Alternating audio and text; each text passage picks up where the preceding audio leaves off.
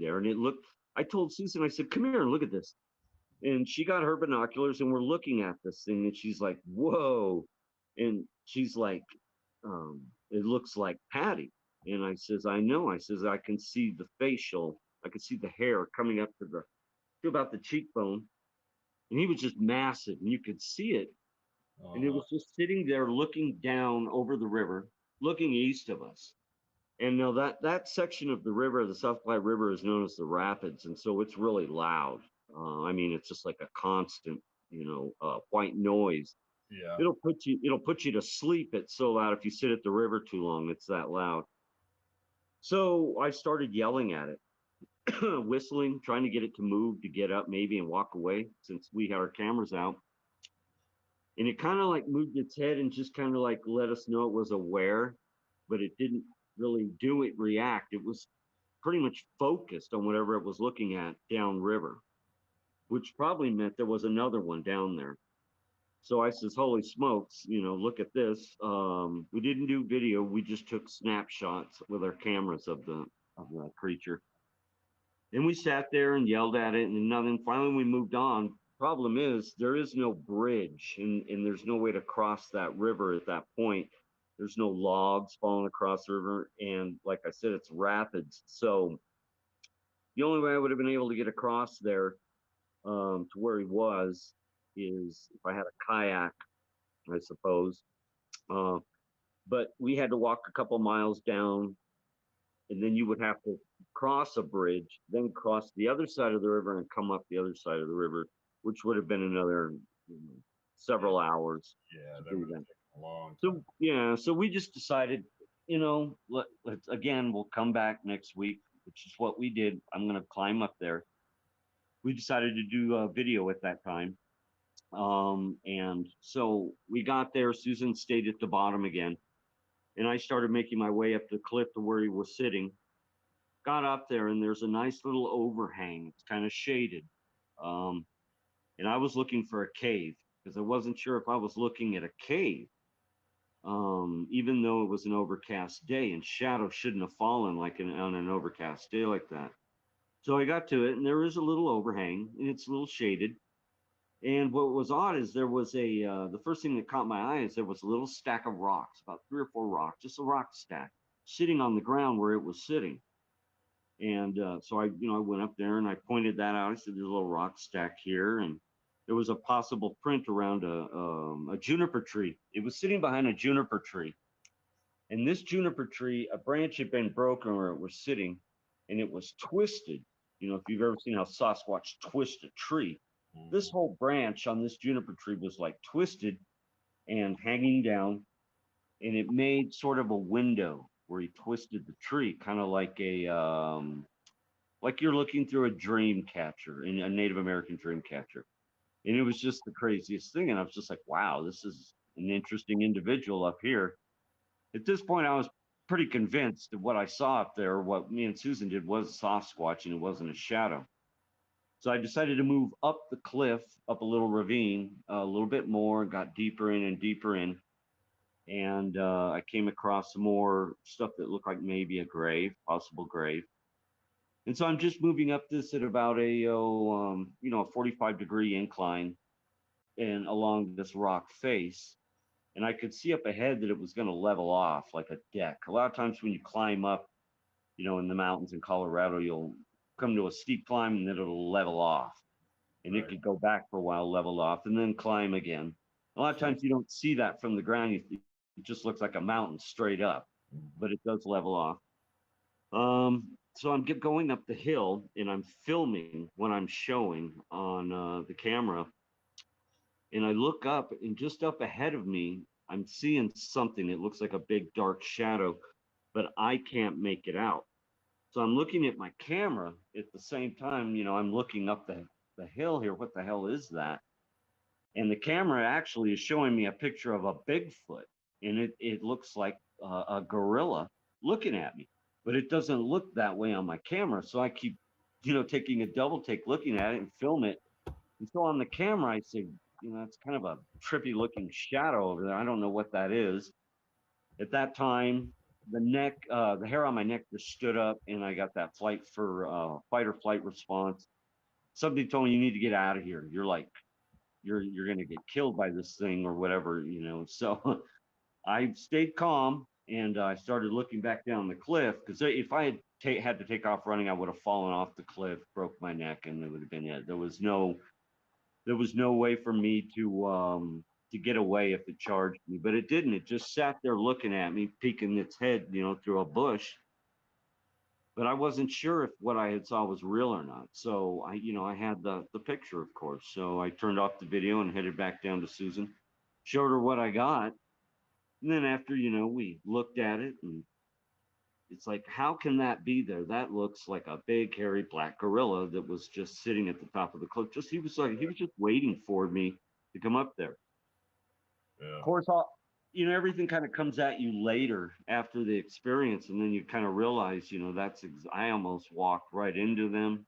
Um, and so weeks went by, we kept going back, didn't run into them again, but we started finding these holes in the ground where it looked like it was maybe a bear den, or maybe someone was prospecting and had dug a hole into these rocks or underneath them, like they were like trying to tunnel beneath the rocks. So you have a huge boulder, and there's like a hole here, and there's like rock removed in one of the holes, and I couldn't see how deep it goes in because I haven't crawled in there, but it's a pit, and it's pretty good size. A Bigfoot could easily slide in there.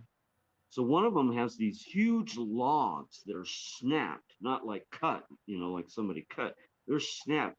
In one of the holes, the pits had them lined up in front of the hole. And intuitively, I know this is Bigfoot's doing this. This is what they're doing. They're hiding in the holes because we had seen this in another park in Castle Rock before, where they would dig a cave or a pit, or maybe it's a natural cave, and they're like putting logs, they're like moving logs into the hole for some reason. And I'm thinking to myself, if someone, it kept running through my mind, if someone got a prospect here and they keep digging in there and they're trying to support the rock to keep a cave in from happening. But I don't know if that's really the case because they're just thrown in there. So I'm thinking, well, maybe it's a bed, some kind of bedding, keep them elevated. I don't know what that's all about. So anyways, we just go back and we keep an eye on these holes. We know they're up on that cliff. I started to call them the Heyman clan because when the fire happened in the Heyman fire in the South Platte River Valley in 2009, um, there had been other researchers in the area, Bigfoot researchers, who knew that they were in there, had been working in that area all along the South Platte River, Woodland Park area. Mm-hmm. And they were pretty upset, depressed. They thought the fire had killed them. But what it actually appears happened is they just moved to the close water. So to the Stronta Reservoir, they didn't go far. They didn't run 50, 60 miles away. They stayed within the boundary lines of the fire inside that little community, which we call Buffalo Creek. And there's, like I said, there's a lot of ancient rock monuments and so forth, natural caves. So it's like it's a Bigfooter's paradise. So then I'll tell you an interesting story real quick. Well, hang on just a second. We're going to bring in Robert Kryder too, and let just to say hello. Thank you for being with us. You got technology. You got the links going. Finally, everything's flowing. It sounds great. How does it sound to you, Mark? I can hear everything. I just wish I had got it on my laptop so I could wear my headphones, but that's all right. I'm on my phone. That's great.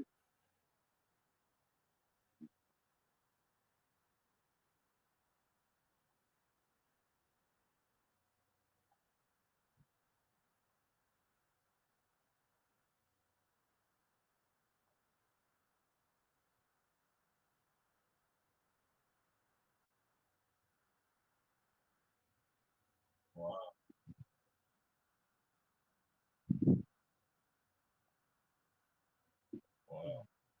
Wow. Wow. Mark was just recounting some, his last really good activity that he had gotten there in Colorado. And where were you? You had this last encounter, and then we're gonna ask Robert about his, recent summertime, whatever you've had going on, Robert. So go ahead, Mark. Finish your story for everybody. Oh, yeah. So, anyways, a couple weeks after the incident happened, where me and Susan went up there on the cliff, there's a guy that I had never heard of named Dustin Resume here in Colorado, and he's a rock hounder. And he put out a video about a mile away from where we were. And Dustin, he started a YouTube channel called Rock Hounding with Bigfoot after that. So Dustin is walking along with his dog. He'd just done some rock hounding. And in the back of the video, you hear this roar cut through the Platte River Valley, like roar, just like an angry, it's a Bigfoot roar. And I was like, holy shit, Susan, he's right where we were almost. And I said, so we're right. We are absolutely right. We're not being tricked by phantoms and shadows. There's a Bigfoot up there, and he's now yelling at Dustin because Dustin was rock hounding. Subsequently, I think Dustin has left the Bigfoot world. He hasn't put out any videos. He tried for a while. He kind of got sucked into the is it paranormal or not thing, and he got frustrated because he wasn't having any activity. I think he left, but he put out some videos there for a while. He was trying to recreate that howl. It never came again. He never got a second howl. He did experience some green orbs along the South Platte River, and things like that, but the activity died off for him, so he hasn't done anything. Interesting. But it was kind of a confirmation that we were having activity up there, and somebody else did. But again, it doesn't happen every time. It's just one of those chance things. He was by himself out there rock hounding, and the thing roared at him. Because these rock hounders in Colorado, they're very disrespectful. They leave open holes a lot of times you'll find in the ground, or like solvents, a bottle of solvent where they try to acid wash a crystal or something there on site. I don't know what that was about, but I've run across those a couple times, and they're kind of litter bugs.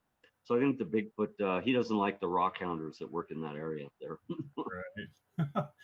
Well, Rob, what have you had going on lately? I've noticed you've had lots of stuff going on. Tell everybody about.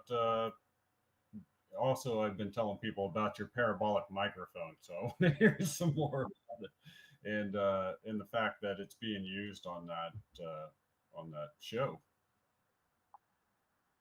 Yeah.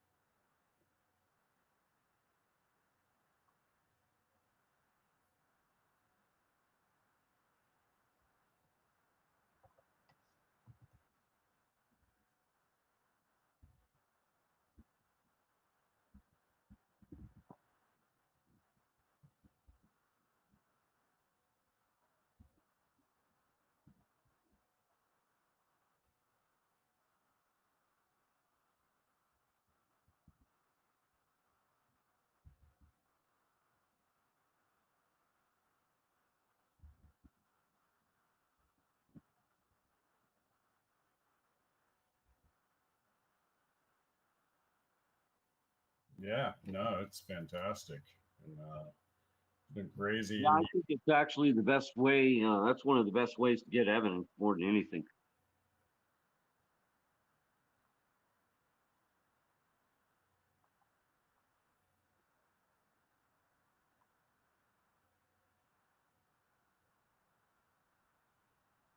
Right.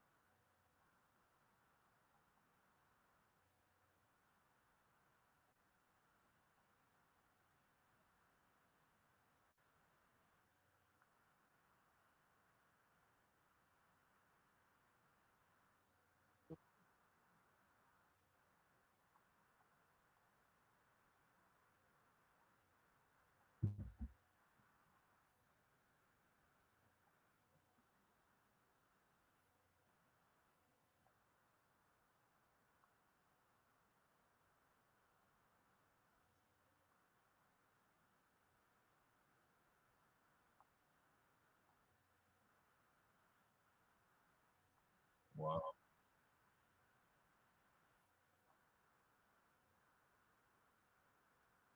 Wow.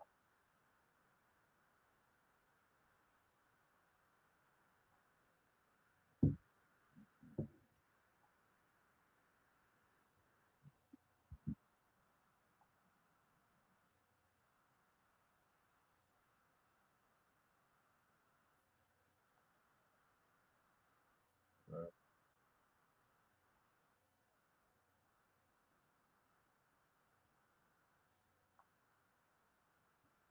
Wow.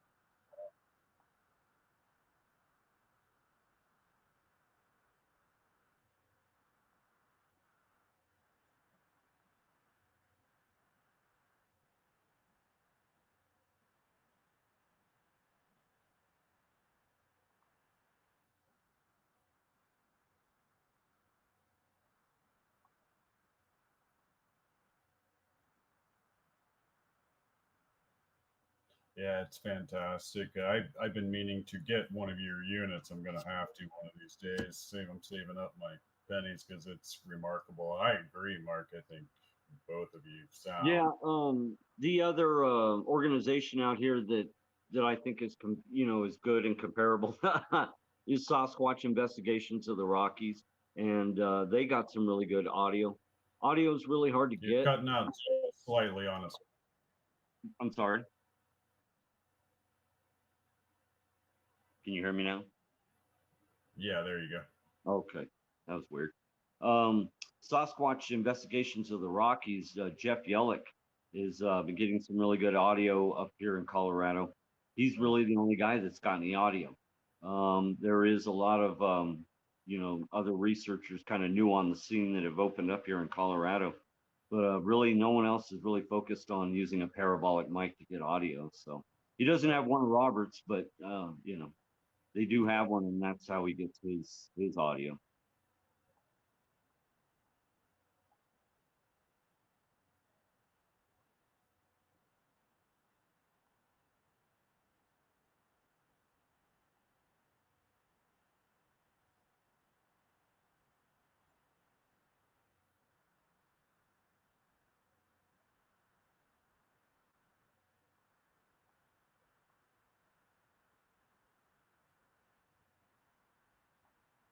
Wow.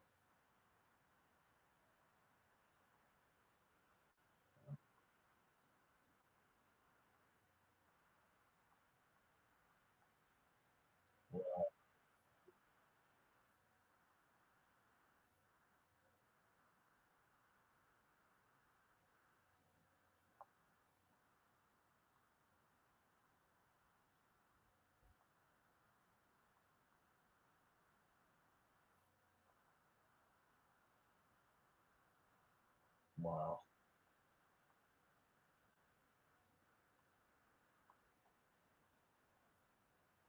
Was he moving away from you as you're moving at him?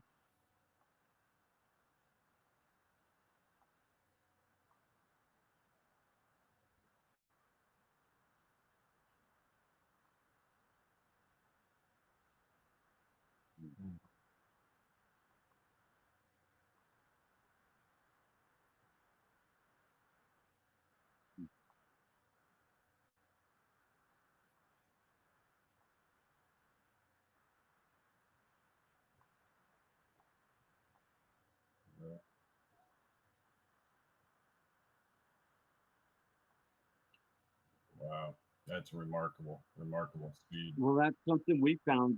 Oh, that's just something that we found along in the rivers too. Is they how they move up and down it and how they cross back and forth. Mm-hmm. Their vocalizing is as you get closer to them, they're constantly moving ahead of you. So they're always like 60, 70 yards ahead of you. And they Right. know if you're coming or not. So, but that's Sure.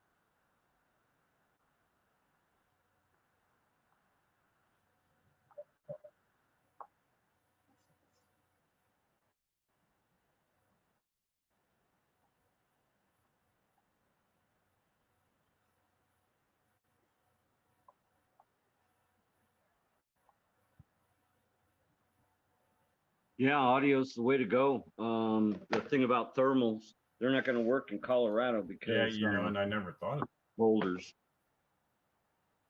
There's so many boulders and rocks in the areas that we researched that a thermal would just be useless because they just hide behind a rock. So, and going into caves, it's another thing they do. You wouldn't see them from the air with a FLIR because they have those pits in the caves. right. Um, and that again, that only applies to the areas we've chosen to work in. Not everywhere in Colorado has all these caves and boulder fields and megalithic boulders and so forth. It's just it was a practical thing. Um, that they would be there if there's a water source nearby. There's a habitat. It's the ultimate place to hide. So it was just practical, and it pays off. It paid off just using Yeah, process of dissemination. intrigues me, and it's something that I haven't used much in the past. And as I'm getting older, I'm going to have to use more of. I like the passive nature of it, being able to, as Robert said, you're kind of sneaking in on them in a way that they would never expect. Yeah, no, that is a good way to do it. That's probably the ultimate way to sneak up on them because you're not going to sneak up on them. Yeah. That the incident that I'm describing that happened at Stronto Reservoir with me and Susan, that would never happen again. Things just kind of fell into place. We had the rock thrown. I knew the area where the rock came from. My best bet was to use Google Earth so I could look back in the valley behind there and see what's around. Is there a water source back there? What's the path of least resistance for us to get back in there? And he was there. He was just there where they threw a rock at us weeks before. So, it's one of those things like we kind of snuck up on him. We really didn't. For most people, they would, if you're going to go looking something through a rock at you, your game plan is start at the river, hike up, start at the river, hike up the cliff. But we kind of came in at an angle. So he really didn't think we were going to come back looking for him. I think that they throw rocks at fishermen all the time because it's about the heat in the water. He wanted us out of there. Uh, Dustin had tried to contact some fishermen along the river, but most of the stuff you hear about fishermen getting rocks thrown at them is from local reports. Right. Yeah. The Bigfoot trading post there in Bailey. Oh yeah, Jim. Yeah, Jim's a great guy. He helped David Pilates put on the conference that they had last year up here. Sure. But we don't get out to Bailey so much because again, there's so many researchers now who come on the scene, and it becomes a territorial issue. There's people up there that were upset with me and Susan that we had gone into an area up there in Bailey where a sighting had happened in 2016, a famous one. And we found some evidence up in the area, tree structures, basically, an area that was hidden. And some people were kind of upset, felt like we were taking over their area. So we don't go as far as Bailey anymore. It's just kind of let others do their thing up there. People. Yeah, well, that's a big thing in Colorado is people don't like having their area stepped on. Right. Because there's Bigfooters everywhere now. And back when I started doing this, I think there was me and another research organization in Colorado doing it. Now these guys are everywhere. Hey, Robert's got the Yeti kitty or something there. So, how about you, Rob? This past summer, were you able to get out and get some bushwhacking done? Not a lot, not as much as we wanted to. Yeah, we did, and then I had the opportunity to go into the UP in Michigan, and and that was actually really cool. And so personally, the coolest thing was being able to take everything that was gleaned down in the Southwest USA and in the Western United States. We've been able to test and validate a lot of that stuff.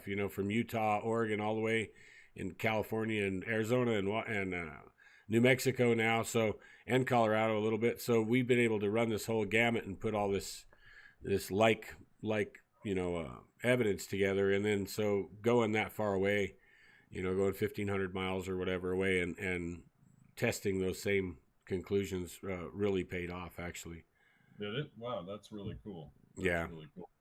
Basically the same types of techniques than you're using in the Southwest were also effective in Michigan, or Yeah. where you were. Yeah, and it's neat because we don't have any of the same foliage. And so it was, what we had to go look for was what are they doing? We know a specific foliage and what they do, in those regions, but we don't know what's going on in the UP is totally different. We were right on the shore Lake Superior, so so everything's different there. So we had to look and see what foliage they're using for what reasons and do that. So once we did locate that kind of stuff though, it was almost 90% of it was predictable. Was it? Wow, that's really good. Yeah. I've been working up here, and I call them the northern woods. It's weird the area I'm in because I'm kind of right on the border of South Dakota, Minnesota, and Iowa. So it's like they all converge at this one spot, and you have a lot of activity, particularly in the Minnesota area, but topography, the forest, everything's so different than the Rockies that it's getting used to it's been interesting, really a whole different kind of story as far as exploring that area. Yeah, it was pretty wild. Have caves up there. I don't believe they have like rock outcroppings and caves up there. So I'm just wondering, when I see a lot of places like that in Michigan, not that I'm aware of, do they have caves up there? Well, I know that there's been quite a bit of stuff found off of the Great Lakes that were either constructed. They say, they call them root cellars and stuff, but they're dating back several thousand years. Even, the Burroughs Caves and that stuff that was found in Illinois. And there's a lot of ancient and even just old copper mines and mining that went on all along the Great Lakes region there. So. Yeah, and I'm always concerned with where are they hiding in the wintertime and that kind of thing. But they must have, I've not come across like a big, what JC would have called a long house, where they build kind of like a structure that seems like they would have. We have, but only once at all these years and all the investigations. So, and that's sitting in the Sandias, and it's 70 foot long, probably 20 or 30 foot tall, but you can't really tell because they have it blended into the hill so well. But what they do is they took 20 to 40 foot trees and they stacked them, kind of a finger of a hill went down, and where it got real steep, they stacked them all in there next to a pretty deep draw. And this is in deep forest.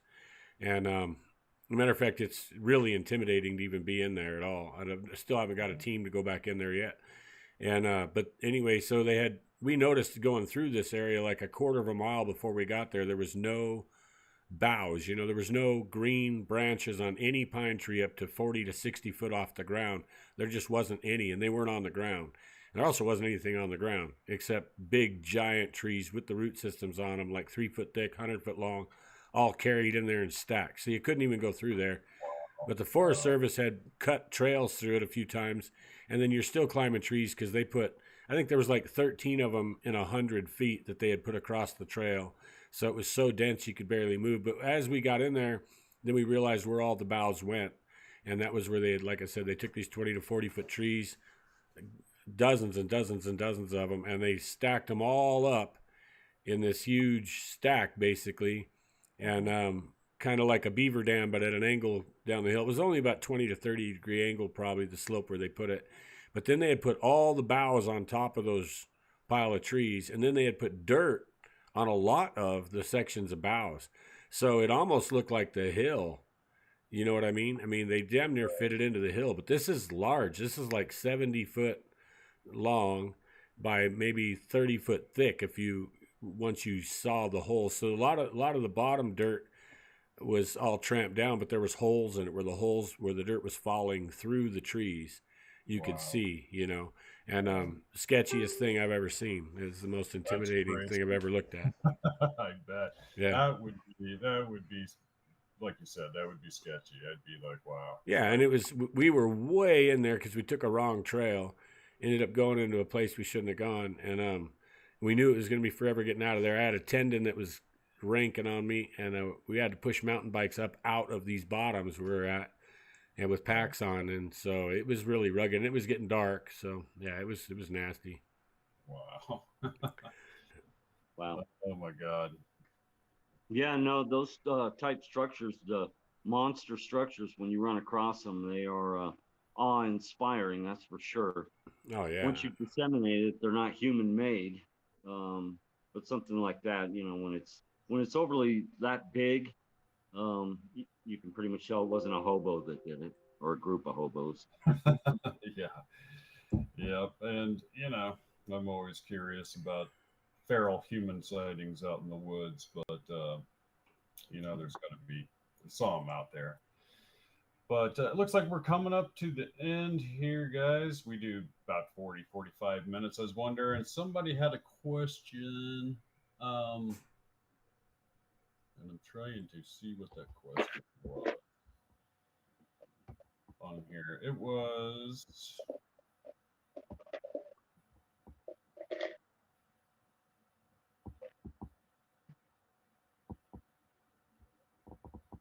Got it. Oh, here. Oh, Why do they seem to be showing up more often, being that they like to keep away from humans? In your guys' minds, is there more sighting activity occurring than in the past? And in Colorado and in Utah, I believe so, and I believe that has to do with the fires that've been happening in the West the last couple of years. okay. And I think they're trying to move into areas where um, there's more caves, I believe. Right. The fires out there have been apocalyptic, all through Montana, Idaho, even Colorado, but California. And so I think people are seeing them moving around. They're out there exploring. They're trying to find places to hide. We burned out their entire their habitat, basically. Yeah. I think it goes on a couple of factors too. So I know that their populations are growing. This is the least occupied this continent's been in several thousand years, as far as overall geography and how many people are where. And it's also it is the most blocked access we've had ever in the history of the country. So as far as like taking out Forest Service roads and blocking access and all that stuff, they've been doing that for 25 years. So there's once you get 10 miles in, it's almost abandoned out there completely now, and it's never been that way before. So I know that their population is growing, and I know as well though we have to factor in when we see the reports going up is for one, people are looking more.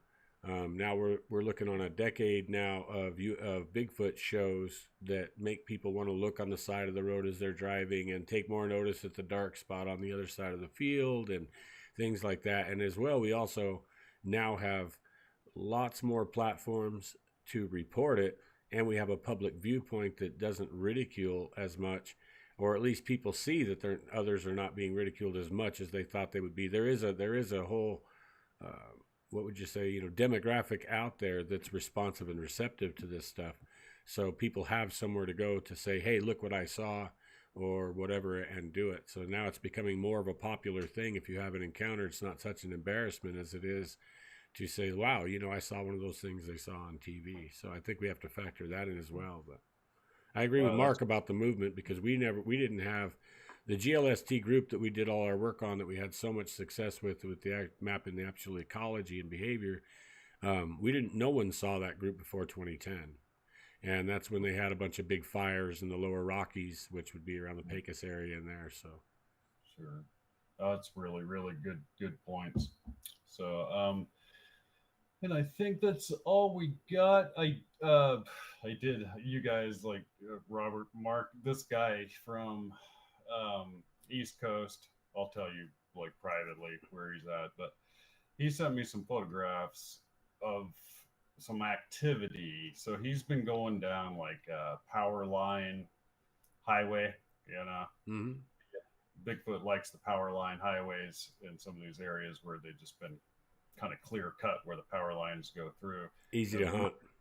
Right. And it's hundreds and hundreds of acres, and he's been going down this power line area and then, kind of going in to different areas off of that main trail. And he sent me some photographs that are really compelling that once I clear them up a little bit, I'm going to send off to you guys to take a look at. One in particular is a face shot. And I mean, it's an obvious creature there. I just, and I know Bigfoot all look different different, but this thing is just bizarre. I'll have to check it out. Well, the power lines going back a long ways with that, as far as Bigfoot reports and power lines. Well, and I don't know if that maybe has something to do with the electromagnetic fields, if they have magnetite in their brain or not. Maybe it just goes like this. If you walk through so there's not a lot of actual deer in a pine forest. Deer are always in the gaps between pine forests. So because nothing really grows for a deer to forage on in the actual trees themselves. They want to forage on grass, and they want to forage on grain heads and stuff like that. So the only place you get those is where there's an opening in the forest. And so anytime that you clear an area, you're going to get deer because they're coming in there to forage on the grass. And then anytime you have the grass and you have the deer, then you're going to have anything that predates deer. So it's not unusual for, if you cut a large strip, what you'll notice is that grass and aspen will both grow in there, and deer use aspirin to rub, but they seldom rub on pine trees and things like that. So deer frequent aspen and meadows and things. That's what they want. When they're in the pine forest, they're generally just moving to another clear area with aspen and grass. So in that type of terrain. So you're looking basically at these huge long strips and corridors that they've cleared, which makes what? It makes a travel corridor for deer where they don't even have to go through the trees to get. They can just walk those. Right. So the deer just move down those things and graze continually, and it's like a shopping aisle for any predator to sit in the trees off of those and just grab up deer. So, well, if you look for deer sign, you'll find, just tons of deer sign, and then you'll find in the pine trees or whatever, you don't find random deer sign, you find deer trails. So where are the trails going? So, but in a pasture area like that or an opening, you'll find deer prints all over it because they're walking all over it. Right. And so really it doesn't have to be any more with the power line deal other than just available grass, open ground, the right rub trees, and then the Bigfoot naturally is going to be on that because there's the easiest hunting there is anywhere.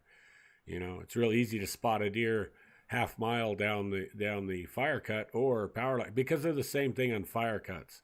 It doesn't matter as long as it's not a road and it's a forest cut, then you get the same type of activity.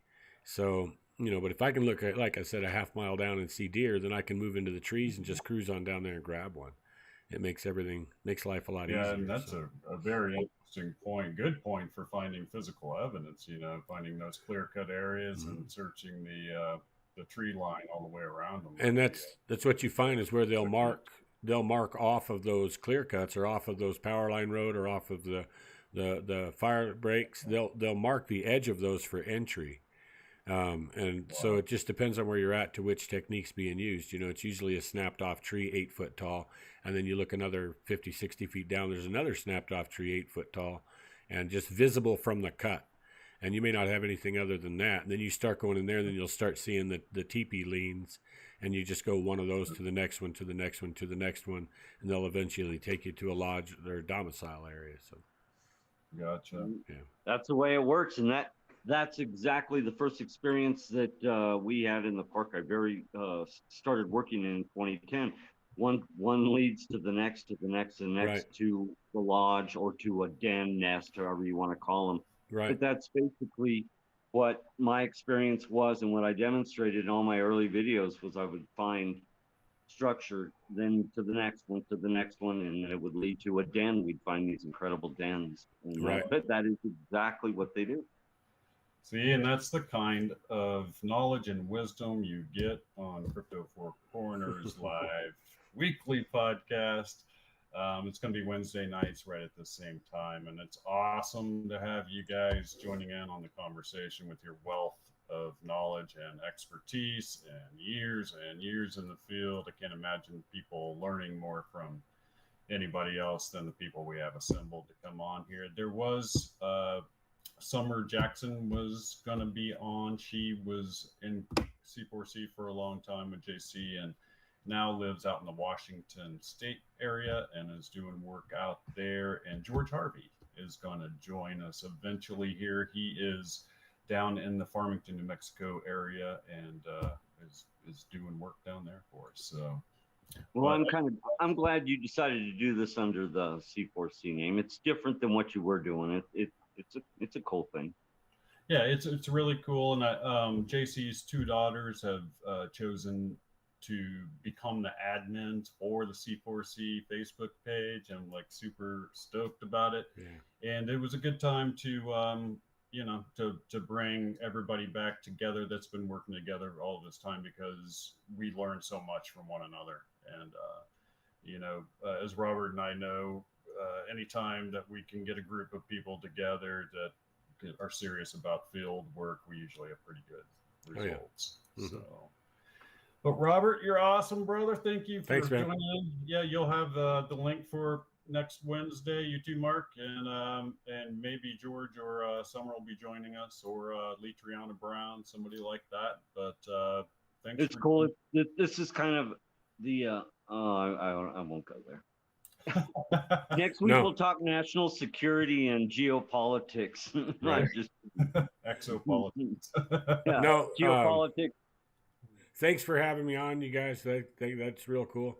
I felt fortunate to be a part of C4C work early with KX. We kind of melded up, and George, he's like a dual component, one of the best in the world. I consider him a brother, as well as a valued KX member, and I know he's been, in depth with C4C out, as long as it's been going. So, but yeah, I'd love to be part of it anytime. So whenever. Thank you, brother. Yeah, we're all one big family, and just real quick, because I never got to say anything on that, was my experience with JC is I never met JC, but JC was one of the first people that sent me information that he had been in. He knew where I was when he'd seen my videos. He saw the structures and so forth. He told me he'd been to the area before, him and Dave Oz, so they knew that there was activity there prior, or they had reports.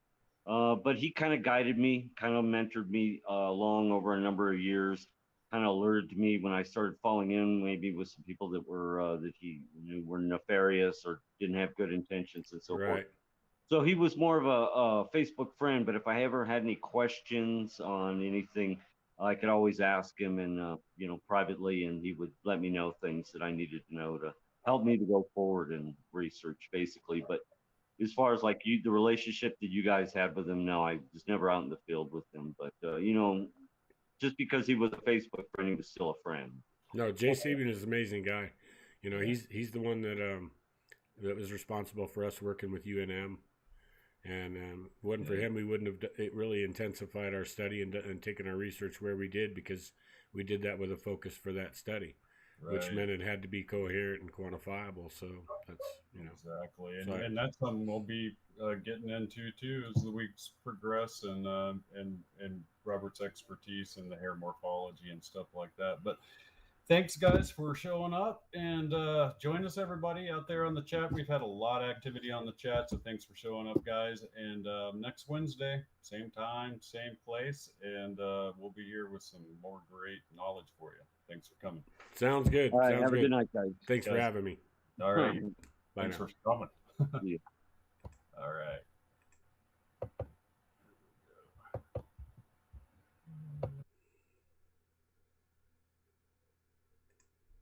So, I know you guys can still hear me, even though we've stopped the official live stream. And I'm going to see what we can do here.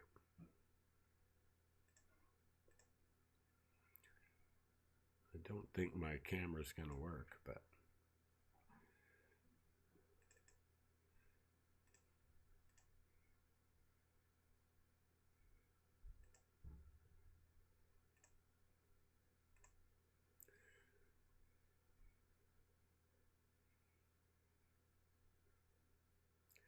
Okay, well, you guys, I just want to say thank you. My camera's not going to activate, obviously, for me. So, thanks for being on with us tonight.